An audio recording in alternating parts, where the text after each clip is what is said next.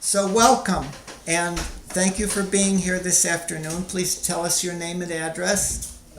Stephen Lerner, Stephen Lerner, and I live now in a suburb of Detroit, and my address is 23905 Woodland Drive, Southfield, Michigan 48034. Well, that's a lot of data there. And when did you attend Senn? What years? From 1951, when I graduated from Graham Stewart Grammar School, and until I graduated in 1955. And Stewart Grammar School is at Broadway and Sunnyside. That's right. And that has been closed now by the Chicago.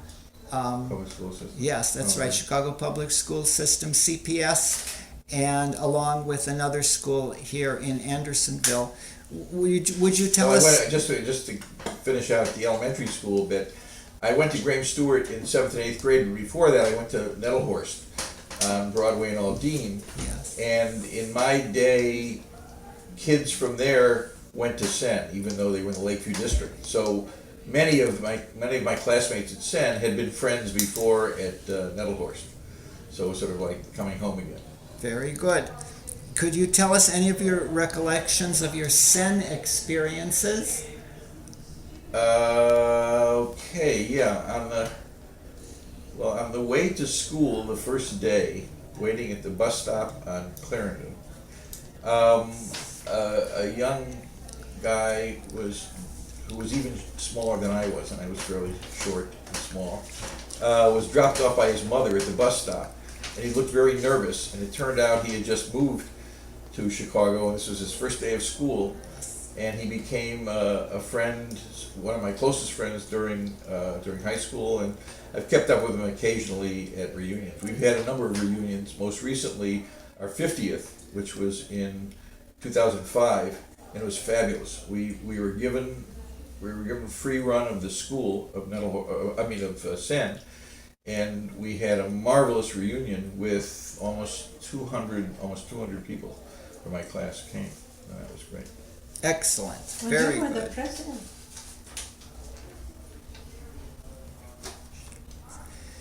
Now, did you have any favorite teachers that you can remember at Senn? Oh yes. Yes. Yes, indeed. I guess the teacher. I had a number of favorite teachers. I loved Senn. I mean, I was a great student, so the teachers loved me. I loved them, and I think the most memorable was Mrs. Berman, and she had just graduated from Senn about 5 or 6 years before we did, and I think she went to the U of C. So she came back as a teacher. She was like an older sister. She was a little bit older, and I spent many lunch periods just talking with her. She taught history, American history, and civics, and she was wonderful. She really opened the world to me, and she's the one who encouraged me to go to Harvard, or to think about it initially. And in those days, usually 1 or 2 boys every year went to Harvard, and I did actually. And when we had our 50th reunion in 2005, we invited teachers. Now, most of them were not alive. We went to the Chicago Public Schools, got teachers' contact information, and she came. She had left the city about 5 years after we graduated, and then she moved to the northern suburbs and taught there for a while. And we had the first evening was at Senn itself, and then the second evening was we took over a restaurant, and she came to that. And she really, and I was the one who invited her to come. I was president of my senior class, and so I invited her to come, and I told her when I was on the phone with her how much she meant to me. Yes. And I'm really glad I had an opportunity to do that. I had some other teachers who were memorable. My division teacher was Catherine Flynn, who was an English teacher, and she loved me. I mean, she really, she was unmarried, didn't have kids, and she just, but I liked the attention, but it was a little bit embarrassing because she would comment on me openly in front of other kids. So, but Miss Flynn was, she did a lot for me. I learned a lot from her. And I had several other teachers. I had Geraldine Connell was my teacher for 2 or 3 of my 4 years of math at Senn. And again, when we had our 50th reunion in 2005, we found out she was living in La Jolla, California. And I went to I called her, and she said she was too ill to be able to come. But I had a meeting in San Diego about a week before the reunion, and I actually went to visit her in her apartment. She had moved to Southern California, again, about 4 or 5 years after we graduated, been there all that time, never married, and was somewhat ill, but really dynamic in sitting and talking with her. And I actually took photos of her, which I showed at our reunion, having seen her in her home.